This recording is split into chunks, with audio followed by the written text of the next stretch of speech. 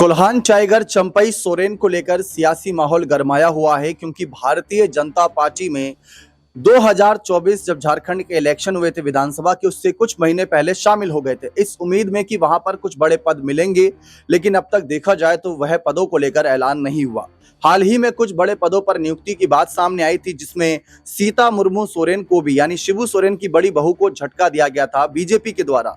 गीता कोड़ा को जिम्मेदारी दी गई लेकिन सीता मुर्मू सोरेन को नहीं। उसके पीछे का कारण साफ हो सकता है क्योंकि वो चुनावी मैदान में उतरी तो 2 बार थी, लेकिन दोनों बार उनको हार का सामना करना पड़ा। एक लोकसभा चुनाव 2024 में और 2024 के ही अंत में जो विधानसभा चुनाव हुए थे उसमें।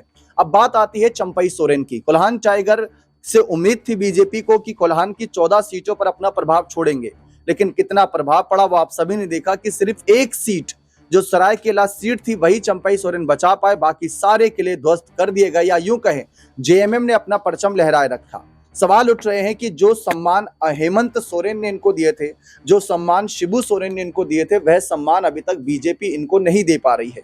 जबकि बीजेपी ने इनको फ्री हैंड दे रखा है कि आदिवासी वोट बैंक को मजबूत करने के लिए जो ठीक लगे वो करिए।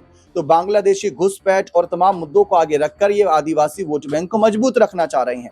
लेकिन इन सब के बीच सवाल ये हो रहा है कि आधिकारिक पदों पर कब इनकी नियुक्ति होगी, क्योंकि आप देखते थे जब जेएमएम पार्टी में थे तो पार्टी के उपाध्यक्ष पद पर और बड़े पदों पर इनकी नियुक्ति होती रहती थी। जिस समय इन्होंने इस्तीफा दिया था उस समय भी कहीं ना कहीं खबरें थी कि इनके पास 2 मंत्री पद थे। आज तो बीजेपी सत्ता में नहीं है, लेकिन फिर भी बीजेपी इनको लेकर कोई स्थिति साफ नहीं कर रही। बाबूलाल मरांडी की बात कर लें या रघुवर दास की बात कर लें, उनको लगातार आगे बढ़ाया जा रहा है, लेकिन चंपई सोरेन के साथ क्या हो रहा है वो आप देख रहे हैं।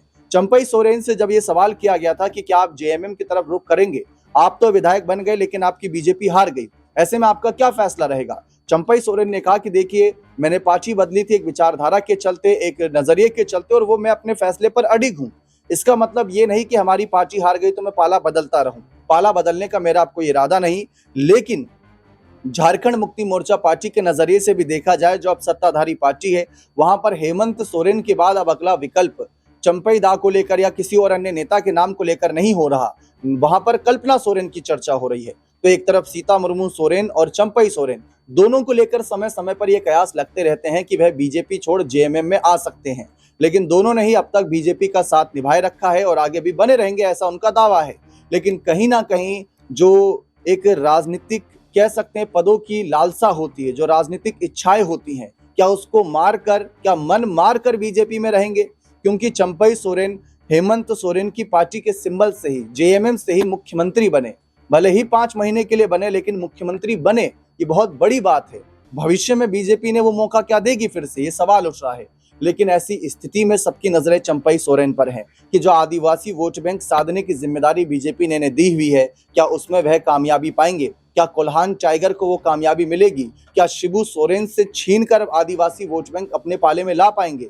ये 2024 में देखा था कि वहां नाकामयाब रहे थे, लेकिन भविष्य में जब भी चुनावी माहौल बनेगा तब इनकी अग्नि परीक्षा होगी, और ऐसे में तब भी सवाल उठेंगे कि कोल्हान टाइगर की ताकत कितनी बची है। फिलहाल चर्चा है कि सीता मुर्मू सोरेन को अभी जिम्मेदारी तो फिलहाल नहीं मिली, लेकिन क्या बीजेपी इनको आगे जिम्मेदारी देगी नहीं देगी, ये भी जानना दिलचस्प रहेगा। बने रहें चैनल के साथ। बहुत बहुत शुक्रिया।